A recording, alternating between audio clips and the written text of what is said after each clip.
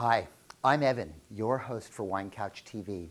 With each episode, we try and hit off on different subjects as they pertain to wine. Could be different grapes, could be different countries, could be different wine styles, food pairings, etc.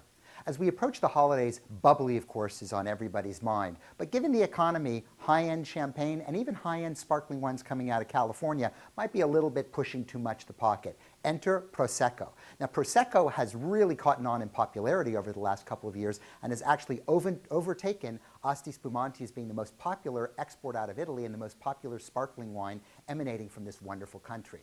Now, Prosecco is the name of an area in northern Italy that carries the name of the product as well. So Prosecco, the product, is the name of Prosecco, the area.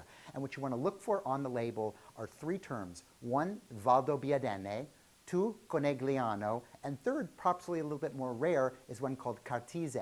Now these are three areas specific and of very high quality that generally make the best Prosecco.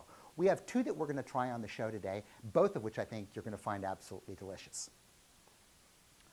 This first one is from a house called Sorelle Bronca, and it carries the label appropriately of Prosecco from one of the designated areas. And it's beautiful. On the nose, it's slightly floral, very ripe, has an edge of sweetness to it without actually being sweet. We'll talk about that in a second with the second wine, but it's very, very clean and doesn't necessarily have all that sort of biscuity, toasty character that you would associate with aged champagne.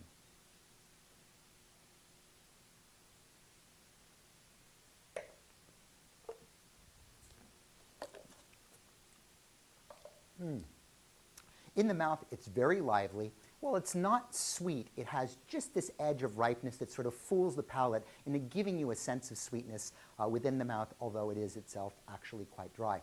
I could see having this particular style of Prosecco as we enter the holidays with things that are a little bit on the sweeter side, certain puff pastry appetizers that have a sweet edge to them, even sort of sweets and savory types of canopies would be very nice. What I would avoid would be things that are very fishy, that have strong fish flavors and things like that, because this wine with a little bit of that perceived sweetness will be not very good. The second bottling of Prosecco is from a house called Vignadoro, and as you'll notice on the bottom here, it says extra dry. What extra dry refers to in all sparkling wine is actually sort of counterintuitive. It's a little bit sweeter than a classic brut. Here the Prosecco has notes of, boy, I would say probably pear drop, a little bit of lifted white floral perfume, but not necessarily some of those tartar citrus notes that I found in the previous wine.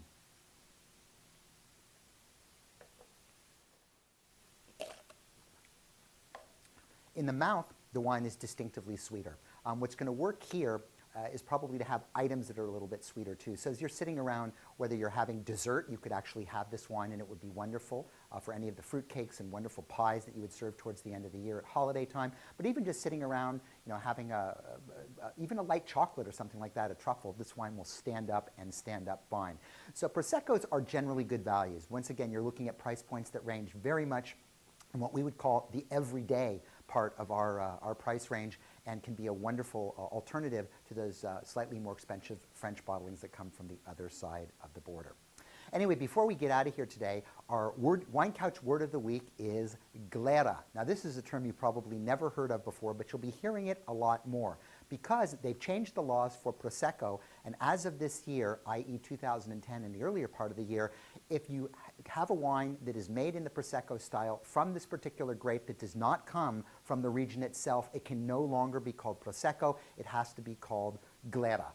And what this means is that it's made from that particular grape. We used to sort of use them synonymously. Prosecco and Glera, the same thing, but now you'll be seeing Glera a lot more. So whether the bottle emanates from outside of the region itself, the DOC zone of that, or whether it emanates from another country, such as America or Brazil, where they make a lot of Prosecco, no longer usable. You'll see Glera instead.